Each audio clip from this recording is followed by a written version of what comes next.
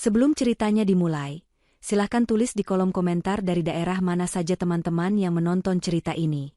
Jangan lupa like dan subscribe agar channel ini bisa semakin berkembang dan bisa mempersembahkan cerita yang lebih menarik lagi. Hening adalah kemewahan yang paling Tiara hargai. Di rumah megah yang berdiri sunyi di kawasan elit Jakarta, keheningan pada pukul 2 pagi terasa begitu pekat, seolah menjadi selimut tebal yang memisahkan dirinya dari kekacauan dunia luar. Tidurnya, seperti semua hal dalam hidupnya, selalu teratur dan pulas. Ia tidak pernah membutuhkan alarm untuk bangun. Tubuhnya sudah terlatih untuk menyambut fajar tepat pukul 5. Namun, rutinitas sempurna itu pecah berkeping-keping malam ini.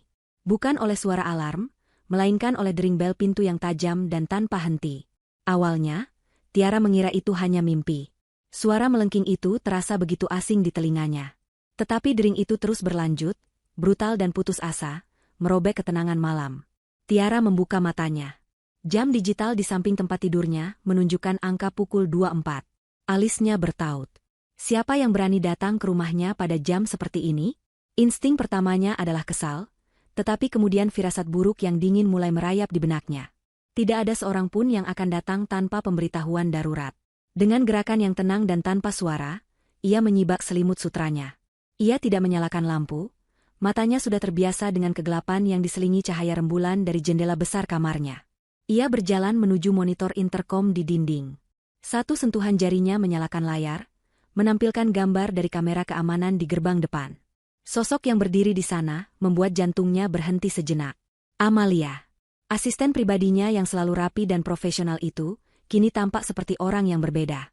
Rambutnya acak-acakan, blazernya miring sebelah, dan wajahnya basah oleh air mata yang mengalir deras. Tubuhnya gemetar hebat. Bahkan dari layar monitor pun Tiara bisa melihat getaran itu. Tangannya menekan tombol bel tanpa henti seolah hidupnya bergantung pada hal itu. Tiara merasakan firasat buruk itu semakin menguat, berubah menjadi kepastian yang dingin dan menusuk. Ini bukan sekadar masalah biasa. Ini adalah bencana.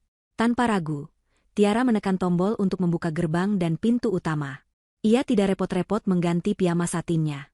Ia berjalan menuruni tangga marmer yang megah dengan langkah yang tetap terkontrol, meskipun pikirannya sudah berpacu 1000 km per jam. Saat ia membuka pintu kayu jati yang kokoh itu, Amalia langsung terhuyung masuk dan nyaris jatuh bersimpuh di hadapannya. Isak tangisnya pecah menjadi raungan keputusasaan. "Bu, Ibu," kata Amalia terbata-bata, napasnya tersengal. "Pak Andri dia?" Tiara menatap wajah asistennya yang pucat dan hancur. Tidak ada kepanikan di wajahnya, hanya ketenangan yang ganjil dan waspada. "Tarik napas, Amalia. Bicaralah yang jelas," perintahnya dengan suara lembut namun tegas. Amalia mencoba mengatur napasnya, kedua tangannya mencengkeram lengan Tiara dengan putus asa. "Pak Andri kabur, Bu. Dia menguras semuanya. Semua uang tabungan Ibu, rekening perusahaan. Semuanya habis, Bu. Dia pergi bersama wanita itu." Dunia seakan berhenti berputar selama beberapa detik. Setiap kata yang diucapkan Amalia adalah sebuah palu godam yang menghantam fondasi kehidupan yang telah Tiara bangun. Pengkhianatan, kehancuran finansial, aib. Semua itu datang bersamaan dalam satu kalimat pendek. Orang normal akan berteriak, menangis, atau jatuh pingsan. Tetapi Tiara bukan orang normal. Reaksi pertamanya adalah keheningan yang dalam. Pikirannya yang tajam langsung memindai informasi, memprosesnya, dan mengkategorikannya. Emosi bisa menunggu. Yang terpenting sekarang adalah tindakan. "Masuk," kata Tiara singkat. Ia memapah Amalia yang masih gemetar hebat menuju sofa besar di ruang tamu. Ia menyelimuti asistennya itu dengan selimut kasmir yang terlipat rapi di sandaran sofa. "Aku akan buatkan teh." Gerakannya begitu tenang dan metodis, seolah ia hanya sedang menghadapi tamu yang datang di waktu yang tidak biasa, bukan menghadapi kehancuran total. Ia berjalan ke dapur, menyalakan ketel listrik, mengambil 2 cangkir porselen, dan menyeduh teh kamomil. Aroma teh yang menenangkan mulai menguar di udara, sebuah kontras yang aneh dengan atmosfer kepanikan dan pengkhianatan yang baru saja dibawa Amalia. Amalia menatap punggung bosnya dengan bingung. Ia mengharapkan ledakan amarah atau tangisan histeris. Ketenangan Tiara justru terasa lebih menakutkan.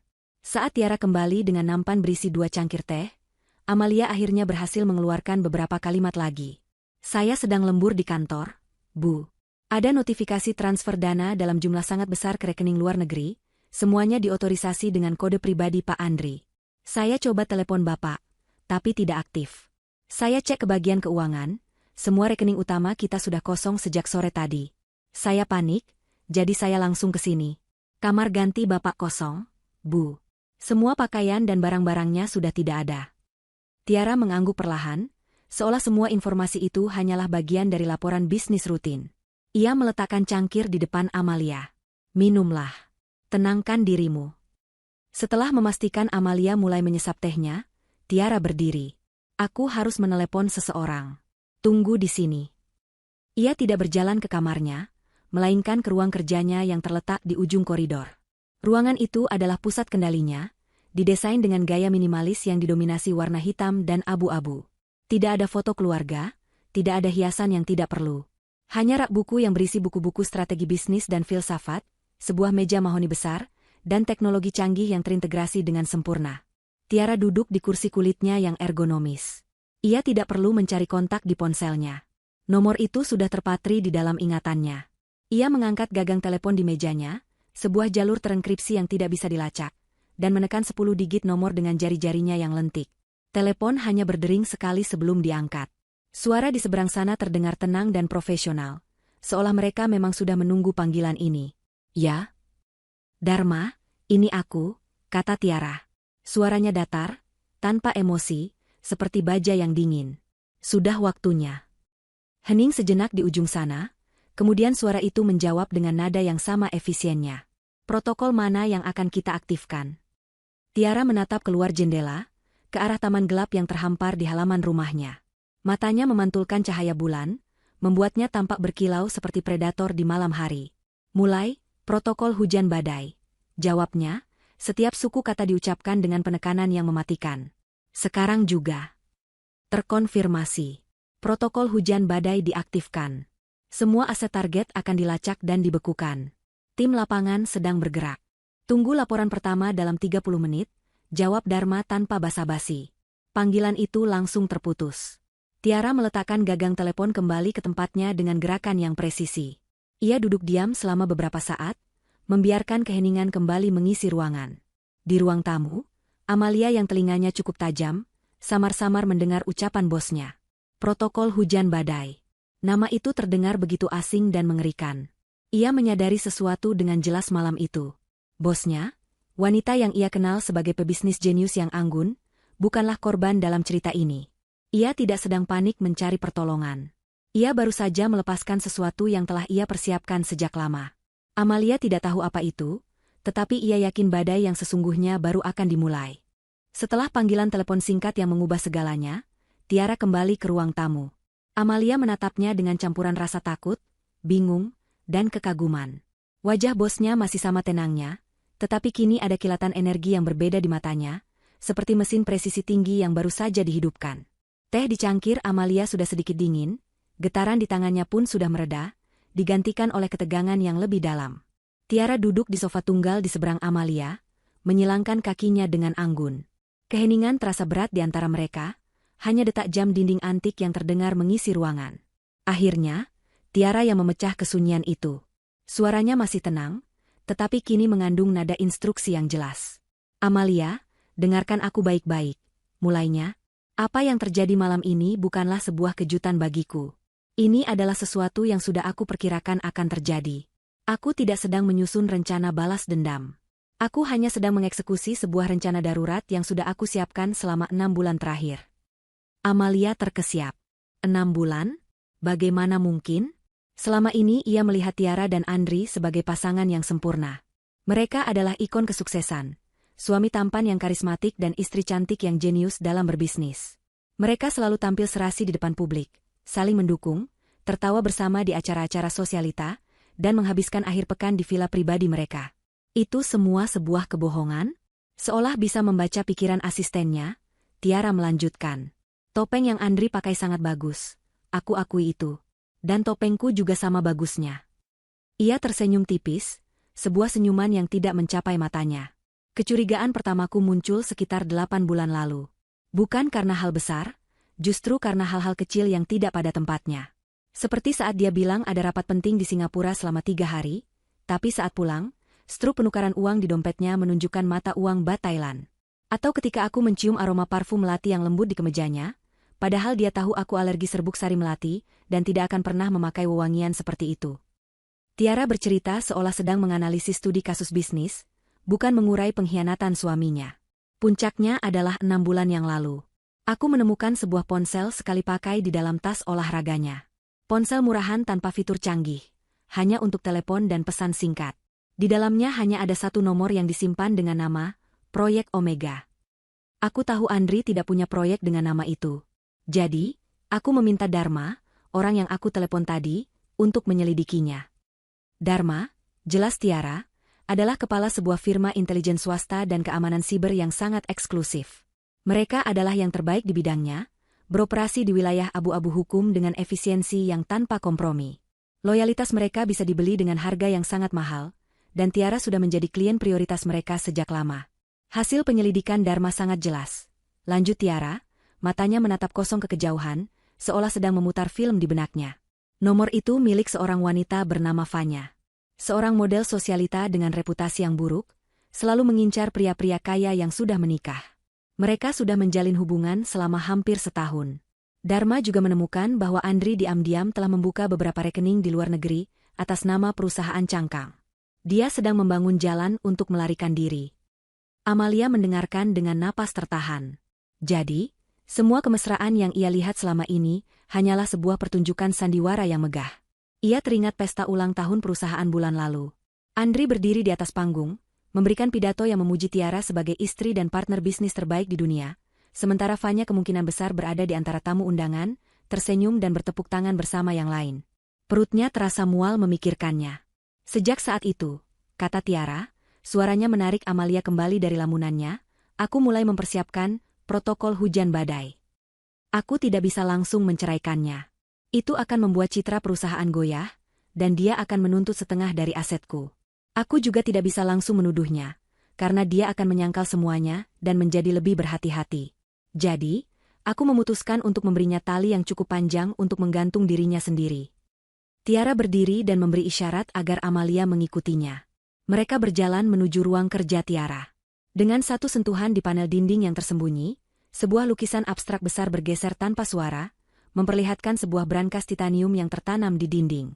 Tiara memindai retina matanya dan memasukkan serangkaian kode. Pintu brankas yang tebal terbuka dengan desisan pelan. Isi di dalamnya membuat Amalia menahan napas. Bukan tumpukan uang atau perhiasan. Brankas itu berisi beberapa paspor dari negara berbeda. Semuanya dengan foto Tiara namun dengan nama yang berbeda-beda. Ada beberapa bundel mata uang asing dari berbagai negara, kartu-kartu identitas palsu dengan kualitas terbaik, dan beberapa perangkat elektronik kecil yang tidak ia kenali. Namun, yang paling menarik perhatian Tiara adalah sebuah hard drive eksternal berwarna hitam pekat. Ia mengambilnya dan meletakkannya di atas meja. Aset cadangan, katanya sambil menunjuk label di hard drive itu. Selama 5 bulan terakhir, aku secara bertahap memindahkan hampir 90% aset likuid perusahaan dan aset pribadiku ke jaringan akun dan trust fund yang tidak bisa dilacak, tersebar di seluruh dunia, dan dilindungi oleh sistem enkripsi berlapis milik Dharma. Prosesnya rumit dan lambat, tapi selesai 2 minggu yang lalu. Uang yang Andri ambil malam ini hanyalah umpan. Rahang Amalia serasa jatuh ke lantai. Umpan? Ya, Tiara mengangguk. Itu adalah dana operasional dan tabungan yang sengaja aku biarkan di rekening utama. Jumlahnya memang fantastis. Cukup untuk membuat orang serakah seperti Andri merasa telah memenangkan lotre terbesar dalam hidupnya. Cukup untuk membuatnya merasa aman dan mengambil langkah nekat untuk kabur. Tapi jumlah itu tidak akan cukup untuk melumpuhkan perusahaanku atau membuatku bangkrut. Dia pikir dia telah menguras seluruh isi brankas. Amalia. Kenyataannya, dia hanya mengambil uang receh dari laci yang sengaja aku biarkan terbuka untuknya. Sebuah pemahaman yang mengerikan sekaligus mengagumkan mulai terbentuk di benak Amalia. Tiara tidak pernah menjadi korban. Sejak awal, ia adalah sang pemburu yang dengan sabar memasang perangkap paling rumit untuk mangsanya.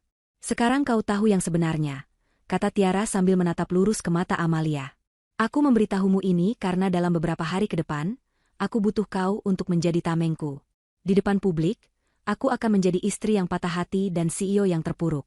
Tapi di belakang layar, kau dan aku akan memastikan perusahaan tetap berjalan lancar tanpa satu guncangan pun. Aku butuh loyalitas penuh darimu. Bisakah aku mempercayaimu, Amalia? Tanpa keraguan sedikitpun, Amalia mengangguk tegas. Rasa takutnya telah berubah menjadi kesetiaan yang membara. Ia tidak lagi melihat Tiara sebagai bos, melainkan sebagai seorang ratu yang sedang bersiap untuk perang. Selamanya, Bu. Apapun yang ibu butuhkan. Bagus, sahut Tiara. Tepat pada saat itu, sebuah notifikasi berbunyi pelan dari laptop di meja Tiara. Ia membukanya, dan sebuah jendela pesan terenkripsi muncul di layar. Itu adalah laporan pertama dari Dharma. Di dalamnya terdapat data penerbangan sebuah jet pribadi yang lepas landas dari Bandara Halim Perdana Kusuma beberapa jam yang lalu. Tujuannya, sebuah pulau kecil di gugusan Kepulauan Karibia yang terkenal sebagai surga pencucian uang. Terlampir sebuah foto satelit beresolusi tinggi yang menunjukkan jet tersebut baru saja mendarat. Disusul foto kedua, diambil dari jarak jauh oleh salah satu aset Dharma di lapangan, menunjukkan dua sosok turun dari tangga pesawat. Andri dan Fanya. Mereka tampak tertawa. Andri merangkul pinggang Fanya dengan mesra, merayakan kemenangan mereka. Amalia ikut melihat ke layar, dan rasa marah yang meluap-luap muncul di hatinya untuk mereka. Tapi Tiara tidak menunjukkan emosi apapun. Wajahnya tetap seperti topeng pualam yang tenang. Ia hanya menatap foto itu selama beberapa detik, sebelum akhirnya menutup laptopnya. Ia berbalik menghadap Amalia, matanya yang dingin berkilat berbahaya di bawah cahaya lampu kerja. Dia sudah masuk ke dalam sangkar, katanya dengan suara pelan dan mantap. Dia masuk ke perangkap yang salah. Ribuan kilometer dari Jakarta, di bawah langit biru Karibia yang tanpa celah, Andri menghirup udara yang terasa berbeda. Udara kebebasan. Udara kemenangan. Angin laut yang hangat meniup rambutnya saat ia berdiri di balkon sebuah villa mewah yang bertengger di atas tebing, menghadap langsung ke perairan biru yang berkilauan. Di sampingnya, Fanya tertawa, suara tawanya terdengar seperti alunan musik yang merdu, memantul di antara gemerisik daun palem. Ia mengenakan gaun sutra tipis yang melambai-lambai ditiup angin, segelas sampanye mahal tergenggam di tangannya. Kita berhasil, sayang, bisik Fanya sambil menyandarkan kepalanya di bahu Andri. Kita benar-benar berhasil. Aku masih tidak percaya ini nyata. Andri tersenyum, senyum seorang pemenang yang telah menaklukkan dunia. Ia merengkuh pinggang Fanya dan menariknya lebih dekat. Aku sudah bilang, kan? Tiara tidak akan pernah menduganya. Dia terlalu sibuk dengan rapat dan angka-angkanya, terlalu arogan untuk berpikir bahwa suaminya bisa selangkah lebih maju darinya. Sekarang, dia mungkin sedang menangis di kantor polisinya, sementara kita memulai hidup baru di surga. Mereka tertawa bersama, tawa yang penuh dengan kelegaan dan kesombongan. Selama berbulan-bulan, mereka merencanakan pelarian ini dengan sangat hati-hati. Setiap langkah diperhitungkan, setiap detail diatur. Andri, dengan akses penuh sebagai suami dan direktur di perusahaan Tiara, berhasil memetakan semua celah keamanan finansial. Fanya, dengan koneksinya di dunia sosialita, membantu mendirikan perusahaan cangkang dan rekening-rekening di negara-negara suaka pajak. Operasi mereka berjalan tanpa hambatan. Notifikasi transfer yang berhasil masuk ke ponsel Andri beberapa jam yang lalu terasa seperti pengumuman kemenangan mutlak. Ratusan juta dolar kini berada di bawah kendali mereka. Villa yang mereka tempati adalah definisi kemewahan. Kolam renang pribadi yang seolah menyatu dengan cakrawala laut, interior yang dirancang oleh desainer ternama, dan staf pribadi yang siap melayani setiap keinginan mereka selama 24 jam. Ini hanyalah tempat persinggahan sementara. Rencana mereka adalah untuk membeli sebuah pulau pribadi kecil di dekatnya, membangun istana mereka sendiri, dan hidup dalam kemewahan abadi, jauh dari bayang-bayang Tiara. Apa langkah pertama kita, Pangeran? Tanya Fanya manja sambil memainkan kancing kemeja linen Andri. Langkah pertama adalah menikmati kemenangan kita, jawab Andri. Ia mengecup bibir Fanya dengan lembut. Tapi setelah itu, kita harus mulai menggerakkan uangnya. Kita tidak bisa membiarkannya diam di satu rekening. Kita harus menyebarkannya ke beberapa investasi, real estate di Monaco, saham di Zurich, mungkin beberapa batang emas di brankas Swiss. Ia mengeluarkan laptopnya, sebuah perangkat canggih yang terenkripsi, dan duduk di sofa rotan di teras. Fanya duduk di pangkuannya, mengawasinya dengan mata berbinar. Ini adalah momen yang paling mereka tunggu-tunggu. Saat di mana mereka akan benar-benar merasakan kekuatan dari uang yang telah mereka rebut. Andri masuk ke portal perbankan online dengan serangkaian kata sandi yang rumit. Saldo rekening mereka muncul di layar, deretan angka nol yang begitu panjang hingga tampak surreal. Keduanya menahan napas sejenak, terpesona oleh jumlah kekayaan yang kini mereka miliki. Baiklah, kata Andri, jarinya melayang di atas touchpad. Mari kita lakukan tes kecil. Aku akan mentransfer $100.000 ke rekening baru yang kita buat untuk biaya operasional di sini. Untuk membeli mobil, beberapa pakaian baru, dan tentu saja, lebih banyak sampanye. Ia mengisi semua detail transfer dengan cermat, memeriksa ulang nomor rekening tujuan, dan menekan tombol konfirmasi. Sebuah jendela autentikasi muncul, meminta kode yang dikirimkan ke perangkat keamanan khusus mereka. Andri memasukkan kode tersebut dan menekan Enter.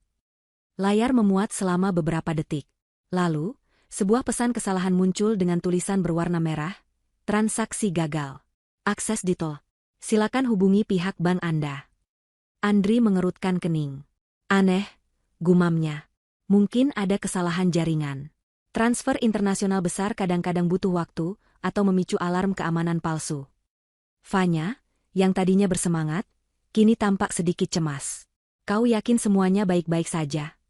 Tentu saja, jawab Andri dengan percaya diri, meskipun sebersit keraguan mulai menyelinap ke dalam hatinya. Ini bank kecil di negara antah berantah. Sistem mereka mungkin sedang offline. Kita coba lagi nanti. Sekarang, mari kita bersenang-senang. Aku akan mentraktirmu berbelanja di butik-butik mewah di kota. Mereka memutuskan untuk mengabaikan insiden kecil itu. Toh, mereka punya kartu kredit platinum tanpa batas yang terhubung dengan rekening lain. Mereka memanggil sopir pribadi dan meluncur menuju pusat kota yang dipenuhi butik-butik desainer ternama. Fanya memilih beberapa gaun, tas, dan perhiasan. Saat di kasir, Andri menyerahkan kartu kreditnya dengan gaya flamboyan. Kasir menggesek kartu itu. Sekali, dua kali. Wajahnya kemudian menunjukkan ekspresi bingung. Maaf, Pak, kartu Anda ditolak. Apa? Andri merasa sedikit terhina. Itu tidak mungkin. Coba lagi. Kasir mencoba lagi, lalu mencoba di mesin yang berbeda. Hasilnya tetap sama. Maaf, Pak, transaksi tidak bisa diproses. Fanya menatapnya dengan panik yang mulai terlihat jelas. Andri mencoba menenangkan suasana. Pasti ada masalah dengan bank di Amerika. Tidak apa-apa, pakai kartuku saja, katanya pada Fanya. Fanya mengeluarkan kartu kreditnya sendiri, yang juga merupakan kartu dengan limit sangat tinggi. Kartu itu pun ditolak. Wajah mereka memucat. Mereka mencoba kartu debit, hasilnya sama. Suasana di butik yang tadinya menyenangkan kini berubah menjadi canggung dan memalukan. Dengan terpaksa, mereka meninggalkan semua barang belanjaan mereka dan keluar dari butik dengan perasaan campur aduk antara marah dan bingung. Ada apa ini, Andri? Desis Fanya saat mereka berada di dalam mobil, suaranya bergetar. Kenapa semua kartu kita tidak berfungsi? Aku tidak tahu, bentak Andri. Rasa percaya dirinya mulai terkikis. Pasti ada semacam pembekuan keamanan otomatis, karena kita berada di lokasi baru. Aku akan menelepon bank nanti. Jangan panik. Namun, kepanikan sudah mulai menjalari mereka. Mereka kembali ke villa dengan perasaan gelisah. Sore itu, saat mereka sedang mencoba untuk bersantai di tepi kolam renang, manajer villa datang menghampiri mereka dengan ekspresi yang sulit diartikan.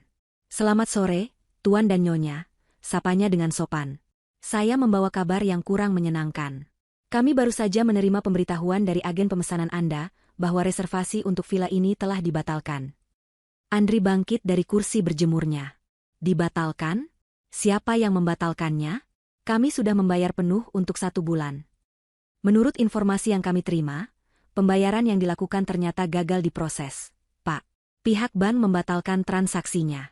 Dengan sangat menyesal, saya harus meminta Anda untuk mengosongkan villa dalam waktu 1 jam ke depan. Ini adalah pukulan telak. Surga mereka runtuh di depan mata mereka. Mereka tidak punya akses ke uang mereka, kartu kredit mereka diblokir, dan sekarang mereka diusir dari satu-satunya tempat tinggal mereka. Rasa kemenangan yang mereka rasakan pagi tadi kini menguap tanpa sisa, digantikan oleh ketakutan yang dingin dan nyata. Mereka seperti raja dan ratu yang mahkotanya tiba-tiba direnggut paksa. Dalam kebingungan, mereka mengemasi barang-barang mereka yang tidak seberapa. Tepat saat mereka akan melangkah keluar dari pintu villa, ponsel Andri bergetar. Sebuah pesan masuk dari nomor yang tidak dikenal. Tidak ada nama, hanya serangkaian angka acak. Andri membukanya dengan perasaan tidak enak. Isi pesan itu membuat darahnya seolah membeku. Itu adalah sebuah foto. Foto mereka berdua, yang diambil dari kejauhan beberapa menit yang lalu saat mereka sedang berdebat dengan manajer villa di teras. Kualitas fotonya sangat tajam, menangkap ekspresi panik di wajah mereka dengan sangat jelas. Di bawah foto itu, ada satu baris kalimat yang singkat namun menusuk. Selamat menikmati liburan tanpa uang. Permainan baru saja dimulai. Andri menatap layar ponsel itu dengan nanar. Tangannya mulai gemetar. Ini bukan masalah teknis. Ini bukan pembekuan keamanan otomatis. Ini disengaja. Seseorang sedang mempermainkan mereka. Seseorang sedang mengawasi setiap gerak-gerik mereka. Dan di kedalaman hatinya, Andri tahu persis siapa orang itu. Tiara.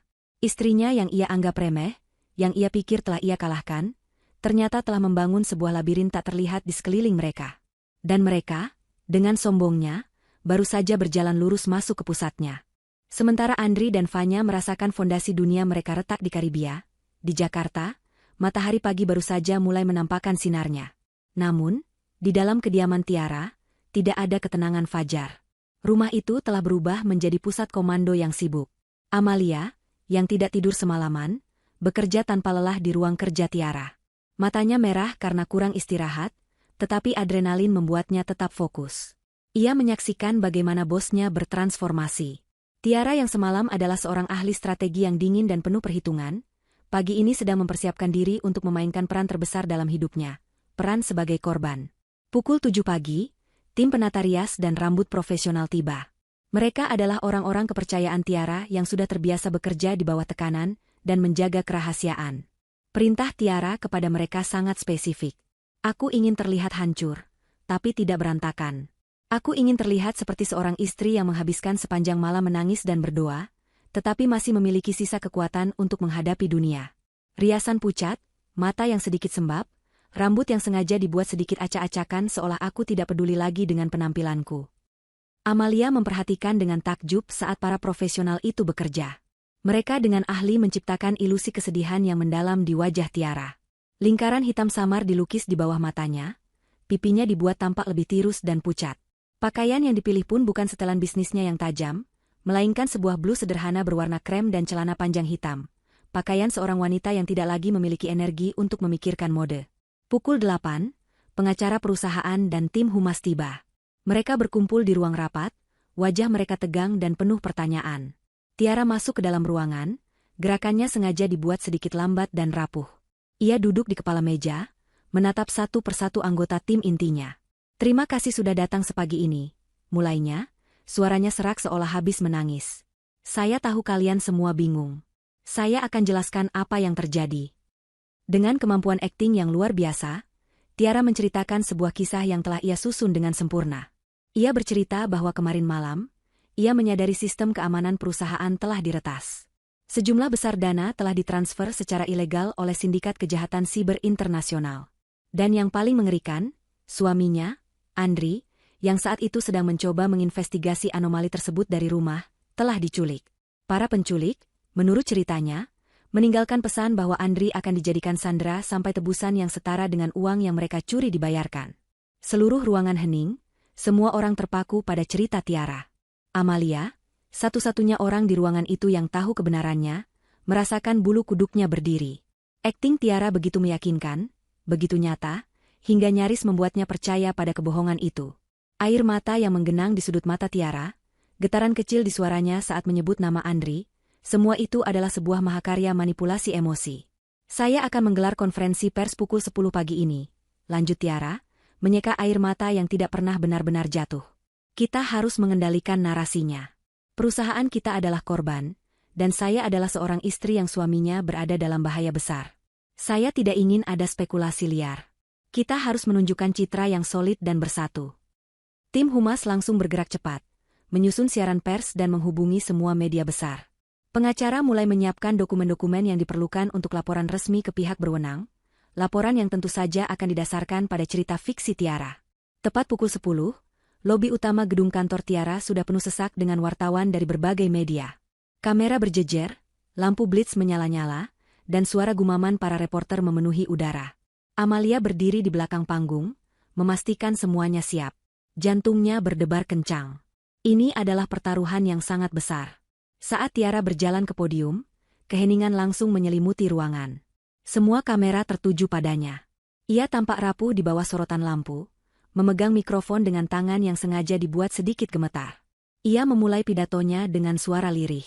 Ia menceritakan kembali kisah peretasan dan penculikan itu, kali ini dengan tambahan detail-detail emosional yang menyayat hati. Ia memohon kepada para penculik untuk tidak menyakiti suaminya. Ia berbicara tentang kenangan indah mereka, tentang betapa Andri adalah tulang punggung dan sumber kekuatannya. Uang bisa dicari kembali, katanya, kali ini membiarkan sebutir air mata mengalir di pipinya, sebuah momen yang ditangkap oleh puluhan kamera. Tapi nyawa suami saya tidak ternilai harganya. Saya mohon kembalikan Andri kepada saya. Kemudian, ia memainkan kartu asnya. Sebuah foto besar ditampilkan di layar di belakangnya. Itu adalah foto Andri, tersenyum tampan dalam balutan jas. Di sampingnya, ditampilkan foto lain. Foto Fanya. Kami juga meyakini bahwa salah satu manajer event kami, Fanya, kata Tiara, suaranya bergetar saat menyebut nama itu, ikut diculik karena kebetulan sedang berada di tempat yang salah pada waktu yang salah. Dia adalah saksi kunci. Kami juga memohon keselamatannya. Siapapun yang memiliki informasi tentang keberadaan suami saya, Andri, atau Fanya, akan kami berikan imbalan yang sangat besar. Itu adalah sebuah langkah yang jenius sekaligus kejam. Dengan satu kalimat, Tiara telah mengubah status Andri dan Fanya di mata dunia. Mereka bukan lagi sepasang kekasih yang kabur dengan uang curian. Mereka adalah korban penculikan yang malang. Wajah mereka kini akan terpampang di semua saluran berita internasional, di surat kabar, di situs-situs online. Mereka tidak bisa lagi bersembunyi. Mereka tidak bisa pergi ke kedutaan untuk meminta bantuan, karena mereka akan diselamatkan dan dipulangkan ke Jakarta untuk menghadapi skenario rekaan Tiara. Mereka juga tidak bisa pergi ke polisi setempat, karena mereka tidak punya bukti bahwa mereka adalah korban. Justru sebaliknya, laporan keuangan akan menunjukkan bahwa merekalah pelakunya. Tiara telah membangun sebuah penjara tanpa jeruji di sekeliling mereka. Sebuah penjara di mana seluruh dunia menganggap mereka sebagai korban yang harus diselamatkan, padahal kenyataannya mereka adalah buronan yang tidak bisa melarikan diri dari pemburu mereka. Di sebuah bar kumuh di pinggiran kota di Karibia, Andri dan Fanya duduk dengan putus asa. Uang tunai mereka hampir habis setelah membayar satu malam di sebuah motel murah. Mereka tidak tahu harus berbuat apa. Tiba-tiba, mata Andri terpaku pada layar televisi tua yang tergantung di sudut bar. Sebuah siaran berita internasional sedang menayangkan segmen Breaking News. Wajah Tiara yang tampak sedih memenuhi layar. Di belakangnya, terpampang foto Andri dan Fanya. Suara penyiar berita dalam bahasa Inggris terdengar jelas, melaporkan tentang penculikan tragis seorang CEO kaya raya di Jakarta. Andri dan Fanya menatap layar dengan mulut ternganga. Jantung mereka serasa berhenti berdetak. Mereka melihat wajah mereka sendiri, dilabeli sebagai korban. Mereka mendengar Tiara memohon agar mereka dikembalikan dengan selamat. Kepanikan yang mereka rasakan sebelumnya kini berubah menjadi teror yang murni. Fanya mulai terisak. Apa yang dia lakukan? Andri? Apa artinya ini? Andri tidak menjawab. Ia hanya menatap layar televisi dengan tatapan kosong. Ia akhirnya mengerti. Ini bukan sekadar balas dendam.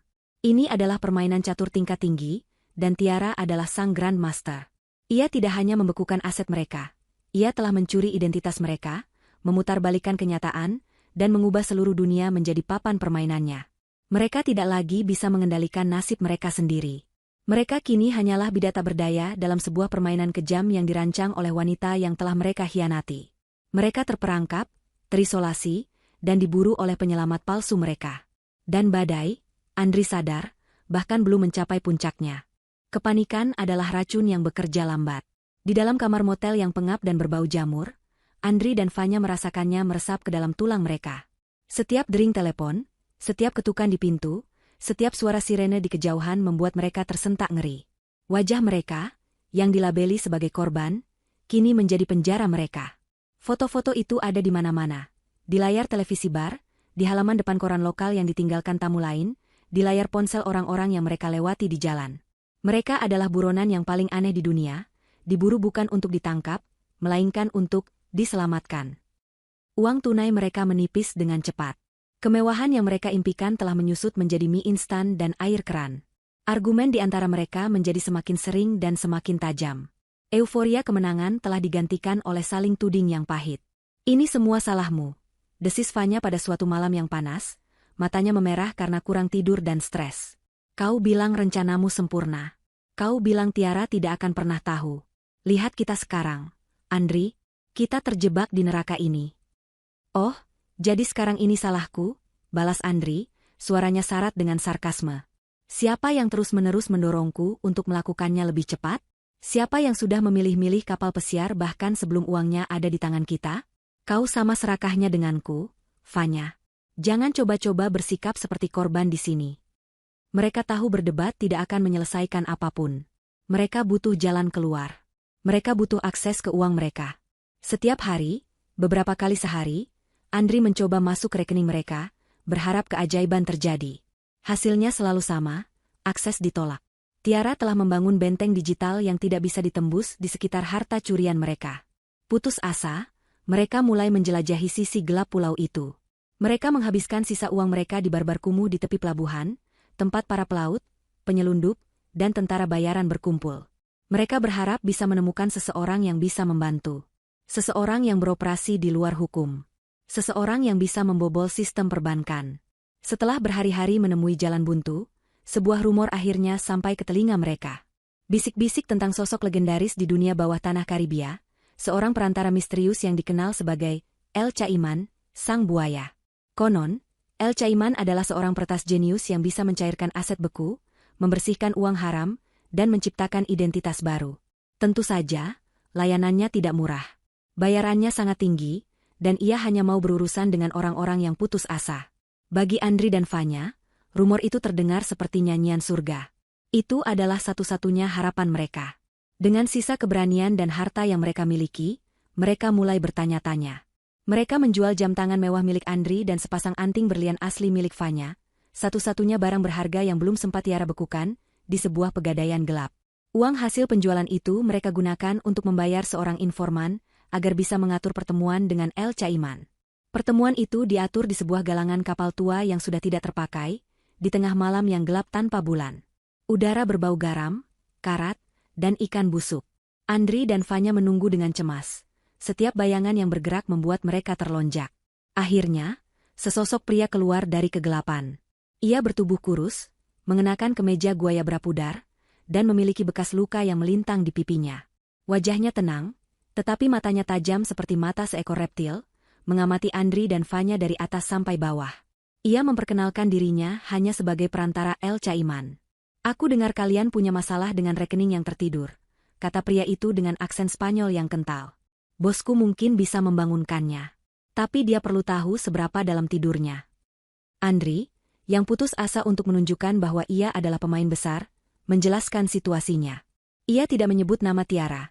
Hanya mengatakan bahwa partner bisnisnya telah mengkhianatinya dan membekukan semua aset bersama mereka secara sepihak. Pria itu mendengarkan tanpa ekspresi. Ini rumit, katanya setelah Andri selesai. Membuka blokir seperti ini membutuhkan banyak sumber daya. Berisiko. Bosku butuh jaminan. Dia juga perlu akses penuh ke semua detail rekening, semua perangkat keamanan, semua kata sandi. Tanpa itu, dia tidak bisa bekerja. Fanya ragu-ragu. Bagaimana kami bisa percaya padamu? Pria itu tertawa kecil, tawa yang kering dan tanpa humor. Kalian tidak perlu percaya padaku. Kalian bisa tetap miskin dan terjebak di pulau ini. Pilihan ada di tangan kalian. Bosku tidak butuh klien baru. Kalian yang butuh dia. Andri menatap Fanya. Keputusasaan telah mengalahkan kehati-hatiannya. Ini adalah satu-satunya kesempatan mereka. Kami setuju, kata Andri tegas. Apa yang kau butuhkan? Selama 1 jam berikutnya, di bawah cahaya remang dari lampu bohlam yang tergantung di tiang, Andri menyerahkan semuanya. Nomor rekening bank di Swiss, kata sandi portal perbankan, kode akses ke dompet kripto mereka, bahkan perangkat keamanan fisik kecil yang ia bawa. Ia menyerahkan kunci digital ke seluruh kerajaannya yang dicuri kepada orang asing yang baru ia temui. Ia merasa seperti seorang jenius yang sedang melakukan langkah balasan yang cerdas terhadap Tiara. Ia akan merebut kembali uangnya, dan kali ini ia akan memindahkannya ke tempat yang bahkan Tiara tidak akan pernah bisa temukan. Setelah mendapatkan semua yang ia butuhkan, pria itu mengangguk puas. Bagus. Prosesnya akan memakan waktu. Bosku akan memulai transfer pertama dalam beberapa jam ke depan. Sejumlah kecil, sebagai bukti bahwa sistemnya bekerja. Tunggu di gudang nomor 7 di ujung dermaga sana. Jangan pergi kemanapun. Aku akan mengirim pesan ke nomormu jika transfer pertama sudah berhasil. Pria itu kemudian menghilang ke dalam kegelapan, meninggalkan Andri dan Fanya dengan secercah harapan yang membara. Mereka bergegas menuju gudang nomor 7, sebuah bangunan besar berkarat yang kosong. Mereka masuk ke dalam, pintu besarnya mereka biarkan sedikit terbuka. Hati mereka berdebar kencang menantikan kabar baik. Ini adalah titik baliknya. 1 jam berlalu. 2 jam. Gudang itu terasa semakin panas dan menyesakan. Kecemasan mereka mulai kembali. Tiba-tiba, ponsel Andri bergetar. Dengan tangan gemetar, ia membukanya. Itu adalah pesan dari nomor perantara El Caiman. Jantung Andri serasa melompat ke tenggorokannya. Namun, isi pesan itu bukanlah konfirmasi transfer. Itu adalah sebuah kalimat singkat yang membuat darah di sekujur tubuhnya terasa dingin seperti es. Terima kasih atas kerjasamanya. Salam dari Ibu Tiara. Tepat saat Andri selesai membaca pesan itu, pintu gudang yang berat dibanting hingga tertutup dari luar, menimbulkan suara dentuman yang menggema. Disusul oleh suara kunci grendel besar yang digeser untuk mengunci mereka. Kegelapan total menyelimuti mereka. Mereka baru saja menyadari kebenaran yang mengerikan. Tidak pernah ada El Caiman. Pria itu adalah agen Tiara. Mereka tidak sedang bernegosiasi untuk kebebasan mereka. Mereka baru saja ditipu untuk menyerahkan amunisi terakhir mereka. Mereka telah berjalan lurus ke dalam jerat yang paling dalam dan paling gelap. Terkurung di dalam gudang panas di negeri asing, tanpa uang, tanpa harapan, dan kini, tanpa akses apapun ke harta curian mereka. Permainan telah berakhir, dan mereka kalah telak.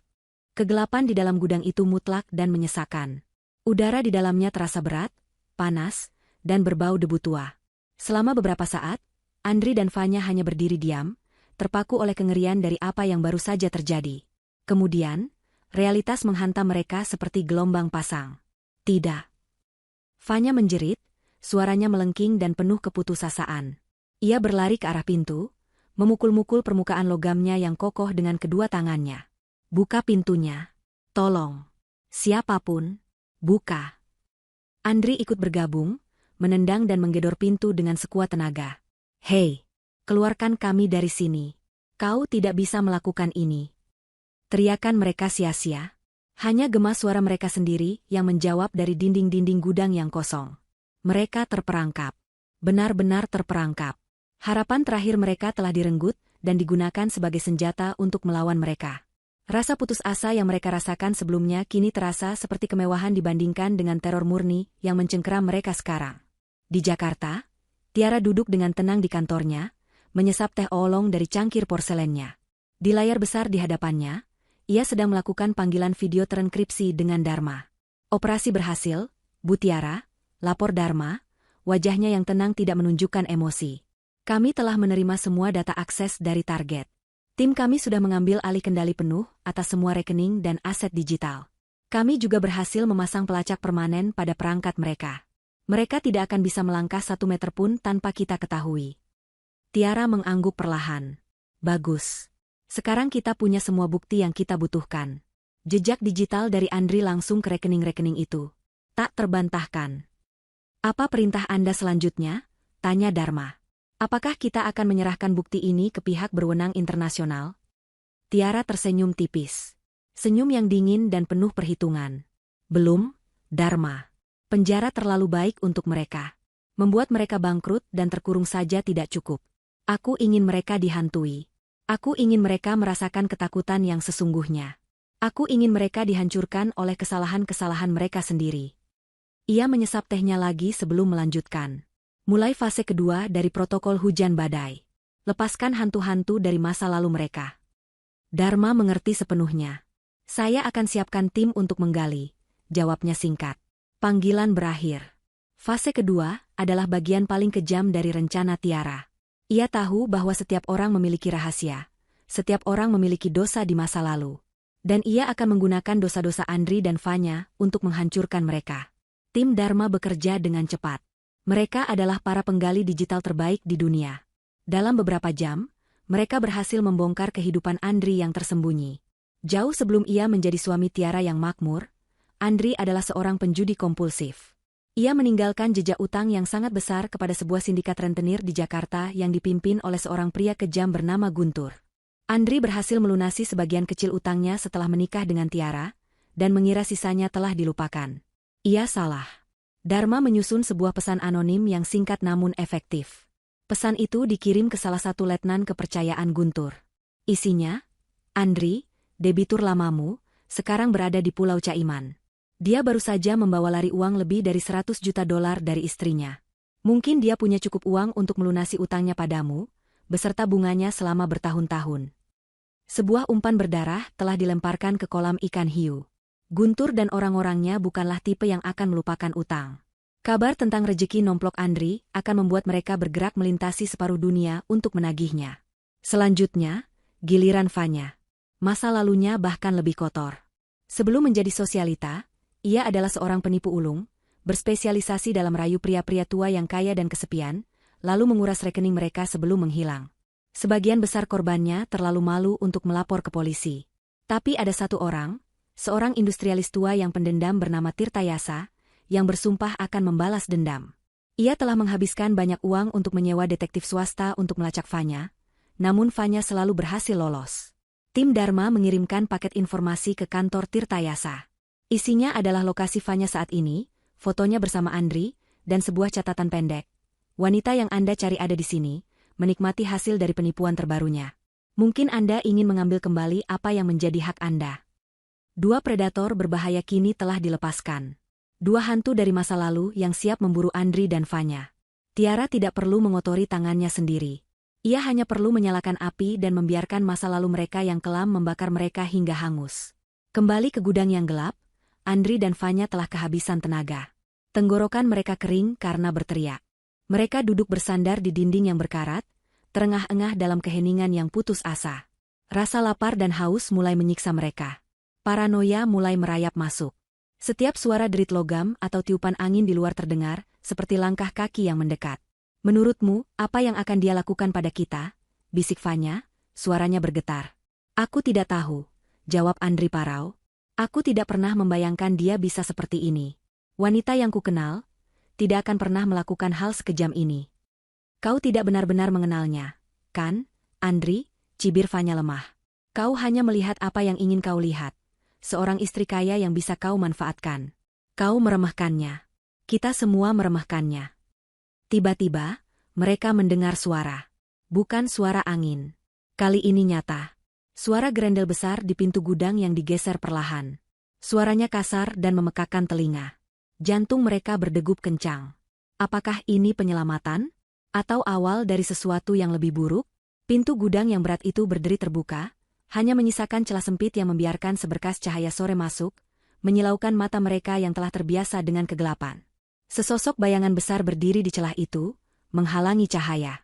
Sosok itu melangkah masuk ke dalam gudang. Ia bertubuh tegap dan kekar, mengenakan kemeja batik yang terlalu ketat di lengannya yang berotot.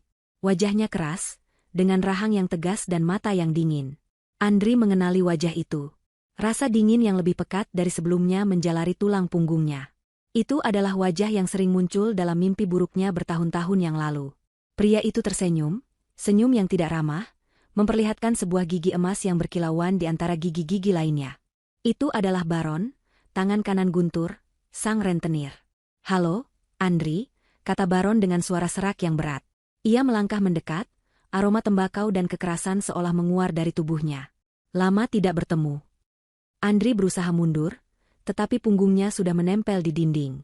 Baron? Bagaimana kau bisa ada di sini? Baron tertawa. Dunia ini kecil, kawan. Apalagi jika ada utang yang belum lunas. Bos Guntur mengirimku untuk menyampaikan salam. Kudengar kau baru saja dapat warisan besar, katanya sambil melirik Vanya yang gemetar ketakutan.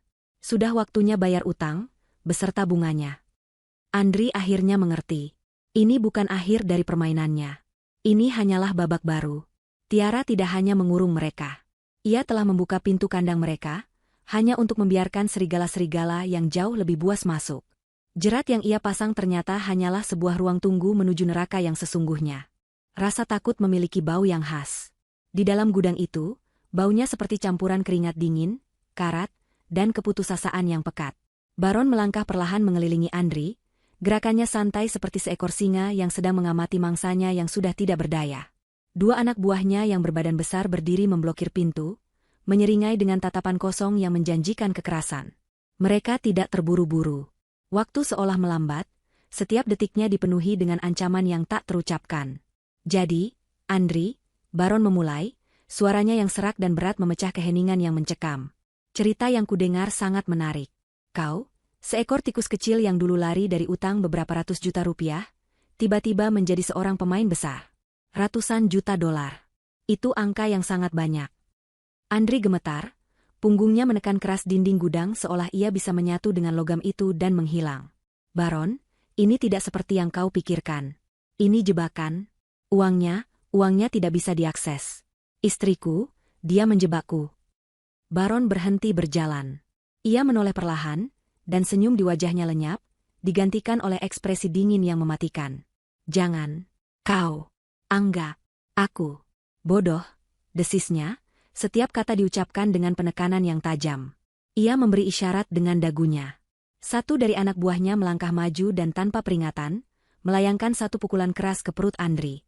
Udara langsung terhisap keluar dari paru-paru Andri.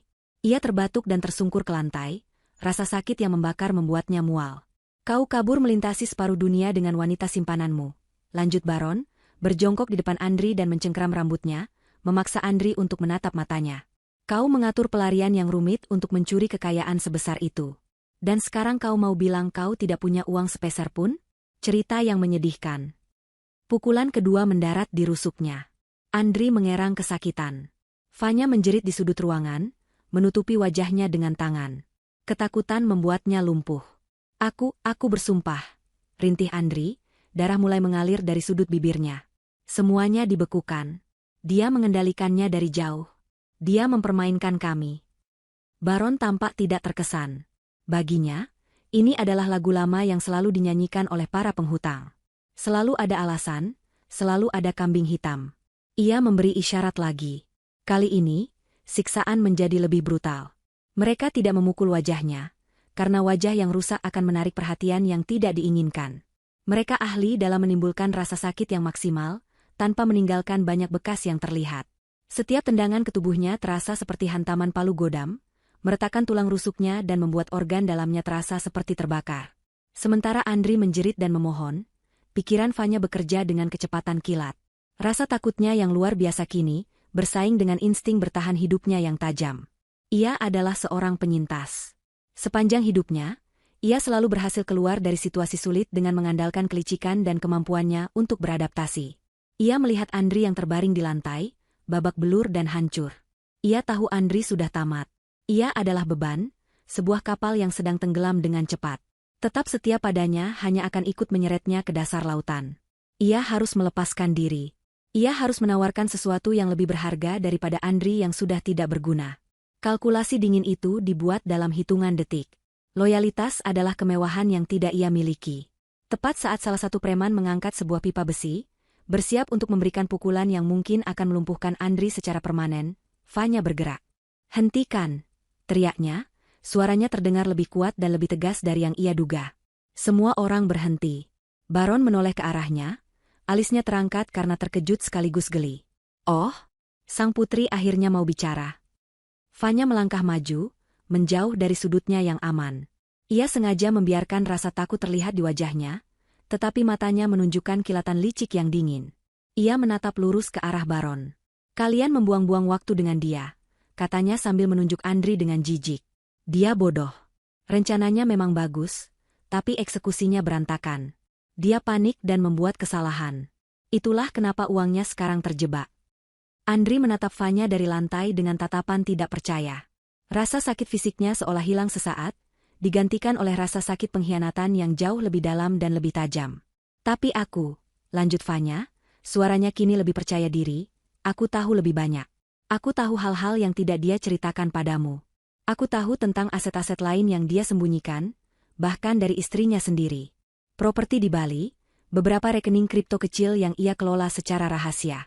Itu semua tidak seberapa dibandingkan jumlah utama yang beku, tapi itu lebih dari cukup untuk membayar utangmu kepada bosmu. Ini adalah sebuah pertaruhan.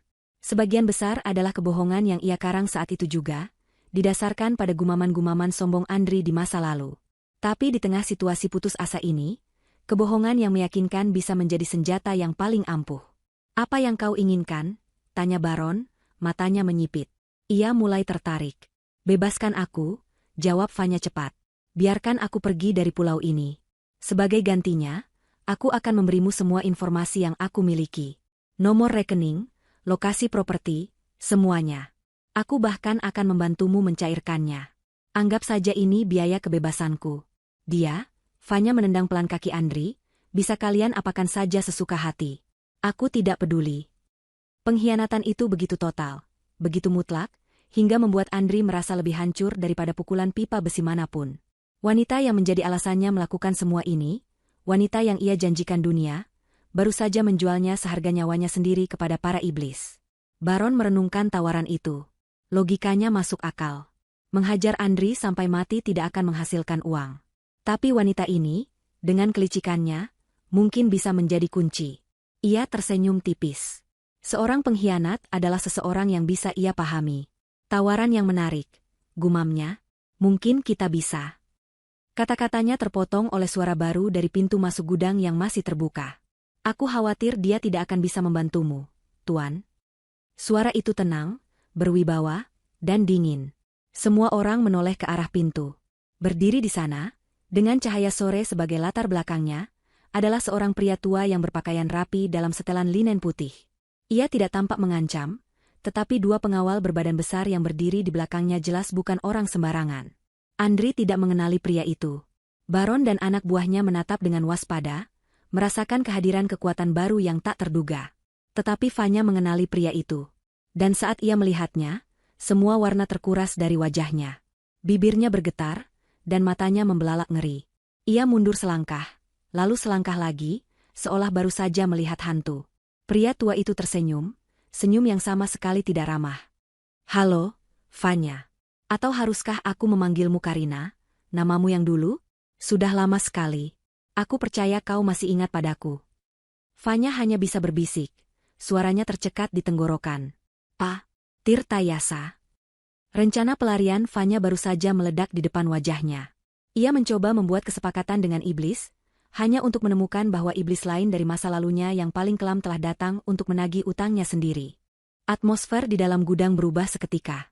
Jika sebelumnya suasananya tegang seperti senar biola, kini terasa seperti ruang hampa sebelum ledakan dahsyat. Dua kelompok predator kini berada di dalam kandang yang sama, mengincar mangsa yang sama, dan saling menatap dengan penuh kecurigaan.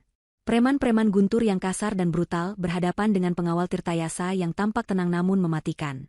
Baron adalah yang pertama memecah keheningan. Siapa kau, Pak Tua? Tanyanya dengan nada mengancam, mencoba menegaskan kembali dominasinya. Ini bukan urusanmu. Tirtayasa terkekeh pelan. Oh, aku jamin ini urusanku. Wanita jalang itu, katanya sambil menunjuk Vanya dengan tongkat berukir gading miliknya, telah mencuri sejumlah besar uang dariku beberapa tahun lalu. Aku sudah mencarinya sejak lama. Dan sepertinya, aku menemukannya di saat yang tepat. Ia kemudian menatap Andri yang terbaring di lantai, lalu kembali ke Baron. Dan kau, aku berasumsi kau di sini untuk menagih utang dari pria malang ini. Itu benar, geram Baron, dan kami yang pertama di sini. Aku ragu itu penting, balas Tirtayasa dengan tenang. Karena sepertinya kita berdua telah dipancing ke tempat yang sama. Tidakkah kau merasa ini terlalu kebetulan? Kau menemukan debiturmu yang lama hilang di pulau terpencil ini. Aku menemukan penipu yang paling kucari di lokasi yang sama persis. Seseorang pasti telah memberikan kita informasi. Kebenaran dari kata-kata Tirtayasa mulai meresap ke dalam benak Baron. Ia memang menerima tip anonim. Tip itu sangat akurat dan spesifik. Ia terlalu dibutakan oleh keserakahan untuk mempertanyakan sumbernya. Kini, ia sadar. Mereka bukan pemburu utama di sini. Mereka hanyalah anjing-anjing pemburu yang dilepaskan oleh seorang majikan tak terlihat yang jauh lebih cerdas dan lebih berbahaya. Amarah mereka yang tadinya terfokus pada Andri dan Vanya kini bercabang. Mereka marah pada target mereka, tetapi juga marah karena telah dimanipulasi. Namun, karena sang dalang tidak ada di sana, Andri dan Vanya menjadi satu-satunya pelampiasan yang tersedia. Bagi Andri dan Vanya, ini adalah skenario mimpi buruk terburuk mereka. Tidak ada lagi harapan untuk bernegosiasi. Tidak ada jalan keluar. Mereka terjebak di antara dua kekuatan ganas yang sama-sama menginginkan darah dan uang mereka. Aku tidak peduli siapa yang mengirimmu, bentak Baron, frustrasinya meledak. Ia kembali mencengkeram kerah Andri. Di mana uangnya, brengsek? Di sisi lain, pengawal Tirtayasa mendekati Vanya. Bos kami ingin uangnya kembali, Nona. Sekarang. Atau kami akan mengambilnya dari kulitmu, inci demi inci. Fanya menjerit saat lengannya dicengkeram dengan kasar. Pengkhianatannya terhadap Andri kini menjadi sia-sia. Tidak ada kesepakatan yang bisa menyelamatkannya. Gudang itu berubah menjadi neraka pribadi mereka. Jeritan, ancaman, dan suara pukulan menggema di ruangan tertutup itu. Fanya dipaksa untuk mengakui kejahatan masa lalunya di depan semua orang, sementara Andri terus-menerus disiksa untuk mengungkapkan lokasi uang yang tidak bisa ia akses. Ini adalah puncak dari keputusasaan mereka, sebuah simfoni penderitaan yang dirancang dengan sempurna. Dan di tengah kekacauan itu, Tiara memainkan kartu terakhirnya. Di Jakarta, Dharma menatap beberapa layar monitor di hadapannya. Satu layar menunjukkan titik GPS Andri dan Fanya di dalam gudang. Layar lain menunjukkan rekaman audio langsung dari sebuah mikrofon mini yang disembunyikan pada agen, El Caiman, yang sempat berinteraksi dengan mereka. Semua jeritan dan ancaman terdengar dengan sangat jelas. Semua aktor sudah berada di atas panggung. Bu Tiara, lapor Dharma melalui saluran komunikasi yang aman. Situasinya sangat tidak stabil. Luar biasa, jawab Tiara dari kantornya. Suaranya terdengar puas. Waktunya untuk menutup tirai. Hubungi pihak berwenang. Tim Dharma segera bergerak. Sebuah panggilan telepon anonim dilakukan ke unit taktis kepolisian khusus di pulau itu. Suara penelepon telah diubah secara digital, terdengar panik dan ketakutan. Tolong. Ada baku tembak di gudang nomor 7 di dermaga tua. Ada sindikat kriminal. Mereka menyandera 2 orang turis yang diculik dari Asia. Cepat. Pesan itu sempurna. Menggunakan narasi, korban penculikan, yang telah Tiara bangun, ia memastikan bahwa polisi akan datang dengan kekuatan penuh, mengharapkan pertempuran sengit melawan penculik yang kejam. Dalam hitungan menit, neraka yang satu digantikan oleh neraka yang lain. Suara sirene yang memekakan telinga tiba-tiba meraung dari segala arah, semakin lama semakin dekat. Disusul oleh deru baling-baling helikopter yang terbang rendah di atas gudang. Baron, Tirtayasa, dan semua anak buah mereka membeku. Mereka tertangkap basah. Tanpa peringatan, pintu dan jendela gudang didobrak. Granat asap dilemparkan ke dalam, mengisi ruangan dengan kabut abu-abu yang menyesakan. Tim polisi bersenjata lengkap dan mengenakan perlengkapan anti huru-hara menyerbu masuk dari segala penjuru, berteriak dalam bahasa Spanyol. Policia. Suelten las armas. Al suelo, ahora. Polisi. Letakkan senjata. Tiarap, sekarang. Kekacauan total meletus. Para preman dan pengawal, yang terkejut dan bingung, tidak punya kesempatan untuk melawan. Mereka semua dilumpuhkan dan diborgol dengan cepat dan efisien. Baron dan Tirtayasa, 2 bos kejahatan yang ditakuti, kini tiarap di lantai yang kotor, sama tidak berdayanya dengan mangsa mereka. Di tengah kabut dan kebingungan, seorang petugas menemukan Andri yang terbaring meringis kesakitan, dan Fanya yang menangis histeris di sudut. Mereka segera diselamatkan, dibungkus dengan selimut termal, dan dipapah keluar dari gudang. Saat Andri digiring menuju sebuah mobil van lapis baja, kepalanya terasa pusing dan dunianya berputar. Namun, matanya yang setengah terpejam berhasil menangkap sebuah pemandangan di seberang jalan. Di bawah cahaya redup dari tiang lampu jalan, sebuah sedan hitam yang elegan terparkir dengan tenang. Di sampingnya berdiri sesosok wanita. Itu Amalia. Ia tidak lagi terlihat seperti asisten yang gugup dan ketakutan yang datang ke rumah Tiara beberapa malam lalu. Malam ini, ia mengenakan setelan celana berwarna gelap yang tajam dan rapi. Rambutnya disanggul dengan sempurna. Ia berdiri tegak, memegang ponsel di telinganya, mengamati seluruh pemandangan penangkapan itu dengan ekspresi yang tenang dan terkendali. Mata mereka bertemu selama sepersekian detik. Di mata Amalia, Andri tidak melihat ada rasa kasihan. Yang ia lihat hanyalah kepuasan yang dingin. Amalia kemudian memberikan sebuah anggukan kepala yang pelan, nyaris tak terlihat, namun penuh dengan makna. Sebuah konfirmasi. Sebuah pernyataan kemenangan. Kemudian, ia berbalik, masuk ke dalam mobil, dan sedan itu meluncur pergi ke dalam kegelapan malam tanpa suara. Sebuah kesadaran terakhir yang menghancurkan jiwa menghantam Andri dengan kekuatan yang lebih besar dari semua pukulan yang ia terima. Ini semua sudah diatur. Setiap detik penderitaannya, setiap momen terornya, semuanya telah direncanakan, diawasi, dan mungkin dinikmati. Asisten kecil yang selalu ia pandang sebelah mata, yang bahkan namanya sering ia lupakan, ternyata adalah sang marsekal lapangan dalam eksekusinya. Dan ia baru saja memberikan laporan langsung kepada ratunya. Berita tentang penangkapan dramatis di Pulau Caiman menjadi sensasi internasional. Media di seluruh dunia melahap cerita yang telah disajikan dengan begitu apik oleh Tiara. Seorang istri pahlawan yang, melalui jaringan intelijen pribadinya, berhasil melacak lokasi suaminya yang diculik dan menyusun operasi penyelamatan yang berujung pada penangkapan sindikat kriminal berbahaya. Guntur dan Tirtayasa, bersama anak buah mereka, dilabeli sebagai anggota kartel internasional yang berspesialisasi dalam penculikan dan pemerasan. Tuduhan itu begitu kuat, didukung oleh bukti-bukti yang ditanam dengan cermat oleh tim Dharma, sehingga mereka tidak punya kesempatan untuk membela diri. Bagi Andri, penyelamatan itu adalah awal dari mimpi buruk yang jauh lebih dalam. Ia diterbangkan ke Panama, negara terdekat dengan yurisdiksi untuk mengadili kejahatan lintas negara semacam itu, untuk memberikan kesaksian. Namun, di balik layar, narasi yang sebenarnya mulai dijalin. Dharma, dengan keahliannya, membocorkan bukti keuangan yang tak terbantahkan kepada jaksa penuntut di Panama, jejak digital transfer dana raksasa yang dilakukan Andri ke rekening-rekening cangkangnya. Semua bukti itu disajikan seolah-olah Andri adalah otak di balik sindikat tersebut, yang berpura-pura diculik untuk menutupi jejak penggelapannya. Persidangan itu berlangsung cepat. Andri, tanpa sumber daya, tanpa pengacara yang kompeten, dan dengan bukti yang memberatkannya, menjadi sasaran empuk. Kesaksian Fanya, yang telah diatur oleh pengacara yang disediakan oleh Tirtayasa sebagai bagian dari kesepakatan balas dendamnya, menjadi paku terakhir di peti matinya. Fanya melukiskan Andri sebagai dalang yang manipulatif, yang merencanakan segalanya dan memaksanya untuk ikut serta di bawah ancaman. Ia memainkan perannya sebagai korban dengan sangat baik, sebuah pelajaran yang mungkin ia pelajari dari Tiara. Hasilnya sudah bisa ditebak. Andri divonis hukuman penjara puluhan tahun di salah satu penjara paling terkenal kejam di Panama. Tempat itu bukan sekadar lembaga pemasyarakatan. Itu adalah sebuah ekosistem brutal di mana hanya yang terkuat dan paling licik yang bisa bertahan. Kabar tentang kejahatannya, seorang penipu kaya raya yang mencoba menipu semua orang, menyebar dengan cepat di antara para narapidana. Ia menjadi target sejak hari pertama. Namun, penderitaannya tidak berhenti di situ. Tiara memastikan bahwa karma benar-benar menemukan jalannya. Melalui koneksi Dharma, Guntur dan Tirtayasa, meskipun ditahan di penjara yang berbeda, masih memiliki pengaruh di dunia bawah. Mereka diberitahu bahwa Andri adalah penyebab mereka tertangkap. Perintah pun dikeluarkan dari balik jeruji besi, buat hidup Andri di penjara seperti neraka di bumi. Setiap hari bagi Andri adalah siklus penyiksaan dan penghinaan.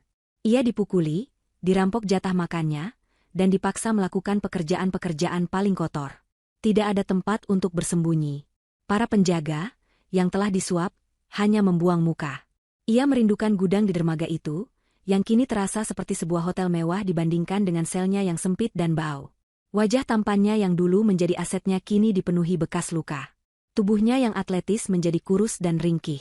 Tapi siksaan terburuk adalah siksaan mental. Setiap malam, dalam kegelapan selnya, ia dihantui oleh wajah Tiara yang tenang dan senyum dingin Amalia. Ia akhirnya mengerti kedalaman jurang yang telah ia gali untuk dirinya sendiri. Ia tidak hanya kehilangan kebebasannya, ia telah kehilangan jiwanya. Sementara itu, nasib Fanya tampak lebih baik, setidaknya di permukaan. Berkat kerjasamanya, ia menerima hukuman yang jauh lebih ringan. Setelah menjalani hukuman singkat, ia dideportasi. Namun, Tiara tidak akan membiarkannya lolos begitu saja.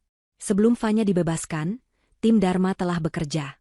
Nama Fanya, bersama dengan semua aliasnya yang diketahui, dimasukkan ke dalam berbagai daftar hitam finansial global. Ia ditandai sebagai individu berisiko tinggi untuk penipuan dan pencucian uang. Akibatnya, Fanya menjadi hantu finansial. Ia tidak bisa membuka rekening bank. Ia tidak bisa mengajukan kartu kredit. Ia tidak bisa menyewa apartemen atas namanya sendiri, atau bahkan mendapatkan pekerjaan yang layak.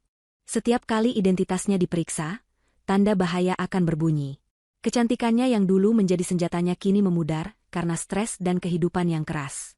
Tanpa akses ke uang dan tanpa wajah yang bisa ia jual, ia menjadi tidak berdaya.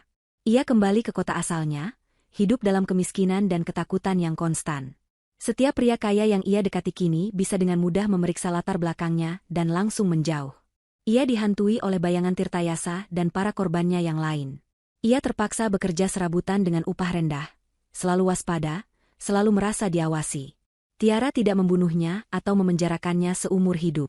Ia memberinya hukuman yang lebih kejam. Ia membiarkannya hidup, tetapi merenggut semua hal yang membuat hidup itu berarti baginya. Ia dikutuk untuk selamanya melihat kemewahan yang tidak akan pernah bisa ia miliki lagi. Di Jakarta, Citra Tiara melambung tinggi. Ia menjadi simbol ketahanan dan kekuatan wanita. Kisahnya, seorang istri setia yang dikhianati dan seorang CEO brilian yang melawan balik serangan terhadap perusahaannya, menjadi berita utama selama berbulan-bulan. Ia diundang ke berbagai acara talk show, seminar, dan konferensi. Ia tidak pernah menyebut nama Andri dengan kebencian, hanya dengan kesedihan yang terkontrol, yang justru membuatnya tampak semakin berkelas dan kuat. Perusahaannya, yang sempat goyah sesaat karena berita peretasan, kini pulih dengan kekuatan yang luar biasa. Kepercayaan investor justru meningkat, melihat bagaimana Tiara mampu menavigasi krisis dengan begitu tenang dan tegas. 6 bulan setelah insiden itu, sebuah majalah bisnis terkemuka mengadakan acara penghargaan tahunan mereka. Penghargaan tertinggi, CEO inspiratif tahun ini, dianugerahkan kepada Tiara. Malam itu, ia berdiri di atas panggung yang gemerlap, mengenakan gaun malam berwarna merah marun yang elegan, tampak anggun dan berkuasa. Ia menerima piala kristal di tengah tepuk tangan yang meriah dari para tokoh paling berpengaruh di negeri itu. Dalam pidato kemenangannya, ia berbicara tentang pentingnya integritas, loyalitas, dan kekuatan untuk bangkit dari keterpurukan. Ia berterima kasih kepada seluruh timnya yang telah bekerja tanpa lelah di masa-masa sulit. Namun, katanya, suaranya terdengar jelas di seluruh ballroom, ada satu orang yang ingin saya berikan penghargaan khusus. Seseorang yang berdiri di sisi saya sepanjang badai, yang menjadi batu karang saya saat ombak paling ganas menerjang. Seseorang yang loyalitas dan dedikasinya melampaui tugasnya. Ia berhenti sejenak, matanya menyapu seluruh hadirin sebelum berhenti pada satu titik di meja depan. Saya ingin mengumumkan bahwa mulai bulan depan, posisi wakil direktur utama perusahaan akan diisi olehnya. Kamera menyorot ke arah yang ia pandang. Di sana, duduk dengan postur yang sempurna, adalah Amalia. Ia tidak lagi terlihat seperti asisten yang sederhana. Malam itu, ia mengenakan gaun rancangan desainer yang anggun, riasannya sempurna, dan ia memancarkan aura kepercayaan diri yang tenang. Saat namanya disebut, ia tersenyum tipis, sebuah senyum penuh makna, dan mengangguk ke arah Tiara. Seluruh ballroom bertepuk tangan, memuji kisah inspiratif tentang seorang asisten setia yang karirnya meroket. Tidak ada seorang pun di ruangan itu yang tahu bahwa tepuk tangan itu sebenarnya ditujukan untuk seorang letnan jenderal yang baru saja dipromosikan setelah memenangkan perang rahasia yang brutal. Itu adalah hadiah Tiara untuk kesetiaan, sebuah demonstrasi kekuatan yang jelas bagi siapapun yang mengamatinya. Berdirilah di sisinya, dan kau akan naik ke bintang-bintang. Hianati dia, dan kau akan jatuh ke dalam jurang terdalam. 1 tahun telah berlalu sejak malam yang mengubah segalanya. Waktu telah menyembuhkan luka-luka palsu yang Tiara tunjukkan kepada dunia, dan di bawah permukaan, waktu telah memperkuat kerajaannya hingga menjadi benteng yang tak tertembus. Jejak Andri dan Vanya telah memudar dari kehidupan sehari-hari, menjadi tidak lebih dari sebuah catatan kaki dalam sejarah perusahaannya, sebuah kisah peringatan tentang pengkhianatan dan konsekuensinya.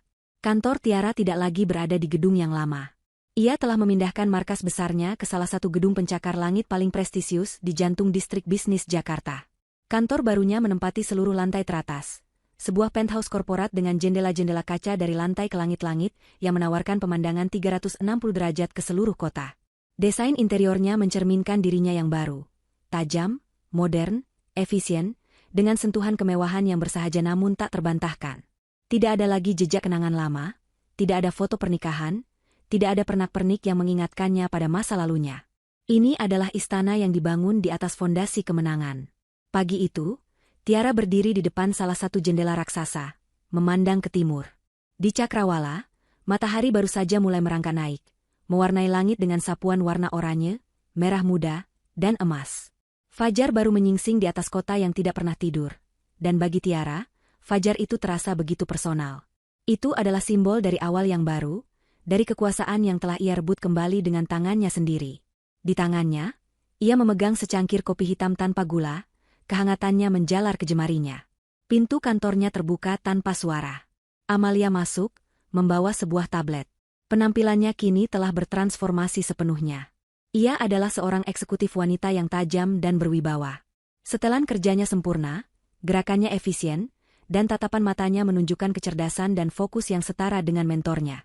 Ia tidak lagi berjalan di belakang Tiara, ia berjalan di sisinya. "Selamat pagi, Bu," sapa Amalia. Suaranya tenang dan profesional. "Laporan keuangan kuartal ketiga sudah masuk. Saya letakkan di meja Anda." Singkatnya, kita melampaui semua target. Pertumbuhan laba naik 30% dibandingkan kuartal sebelumnya.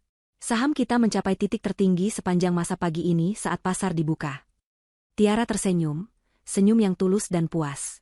Kerja bagus, Amalia. Itu semua berkat strategimu dalam ekspansi ke pasar Asia Tenggara. Saya hanya mengeksekusi visi Anda, Bu, jawab Amalia dengan rendah hati, namun ada kilatan kebanggaan di matanya. Mereka berdiri berdampingan sejenak, menatap pemandangan kota yang terbentang di bawah mereka. Keheningan di antara mereka terasa nyaman, dipenuhi dengan rasa saling percaya dan rasa hormat yang mendalam, ditempa dalam api krisis. Rasanya seperti seumur hidup yang lalu, gumam Amalia pelan, seolah membaca pikiran Tiara. Tiara mengangguk. Waktu adalah perspektif. Setahun bisa terasa seperti seabad, atau hanya sekejap mata. Yang penting bukan berapa lama waktu berlalu, tapi apa yang kita lakukan dengan waktu itu. Ia berbalik dari jendela dan berjalan menuju meja kerjanya yang terbuat dari kayu eboni dan baja poles. Kita telah menggunakannya dengan baik. Saat ia duduk di kursinya, sebuah notifikasi tanpa suara muncul di layar komputernya yang terenkripsi. Itu adalah pesan dari saluran komunikasi yang hanya ia dan Dharma gunakan. Ia membukanya. Pesan itu sangat singkat, hanya terdiri dari 4 kata. Tetapi bagi Tiara, itu adalah kalimat penutup dari babak tergelap dalam hidupnya. Semua jejak dibersihkan. Status, selesai. Itu dia. Konfirmasi terakhir. Dharma dan timnya telah selesai menghapus semua sisa-sisa digital dari protokol hujan badai. Tidak ada lagi koneksi antara Tiara dengan para rentenir atau industrialis pendendam. Tidak ada jejak pembayaran ke firma intelijen. Di mata dunia dan hukum, ia bersih sepenuhnya. Benang terakhir yang mengikatnya pada masa lalu yang kelam itu baru saja diputuskan. Tiara menghapus pesan itu secara permanen. Ia menarik napas dalam-dalam, lalu menghembuskannya perlahan. Beban terakhir yang tidak ia sadari masih ia pikul kini telah terangkat. Ia benar-benar bebas. Ia menatap Amalia, yang sedang mempersiapkan agenda rapat hari itu di tabletnya. Amalia, panggilnya. Amalia mengangkat kepalanya. Ya, Bu. Sebuah senyum baru tersungging di bibir Tiara. Bukan senyum kemenangan yang dingin, bukan pula senyum puas. Ini adalah senyum seorang visioner, seorang pembangun. Senyum seorang ratu yang tidak lagi perlu melihat ke belakang, karena masa depannya begitu cerah dan luas. Batalkan semua rapat internal saya setelah makan siang, perintahnya. Jadwalkan pertemuan dengan tim riset dan pengembangan. Aku punya ide untuk lini produk baru yang akan mengguncang pasar. Sesuatu yang belum pernah ada sebelumnya. Mata Amalia berbinar. Inilah Tiara yang paling ia kagumi, bukan sang ahli strategi balas dendam, tetapi sang inovator yang tak kenal lelah. Baik, Bu, akan saya siapkan. Amalia berbalik untuk meninggalkan ruangan, tetapi Tiara memanggilnya sekali lagi. Dan Amalia? Ya? Jangan panggil aku, Bu, lagi saat kita hanya berdua, kata Tiara. Panggil aku Tiara. Amalia tertegun sejenak, lalu senyum tulus terukir di wajahnya. Baik, Tiara. Saat Amalia menutup pintu, Tiara kembali menatap keluar jendela. Matahari kini telah naik lebih tinggi, cahayanya yang keemasan menyinari seluruh penjuru kantornya, mengusir setiap bayangan terakhir. Ia tidak lagi melihat masa lalu. Ia tidak lagi melihat pengkhianatan atau rasa sakit. Yang ia lihat hanyalah gedung-gedung pencakar langit yang menjulang, simbol dari tantangan-tantangan baru yang harus ditaklukkan.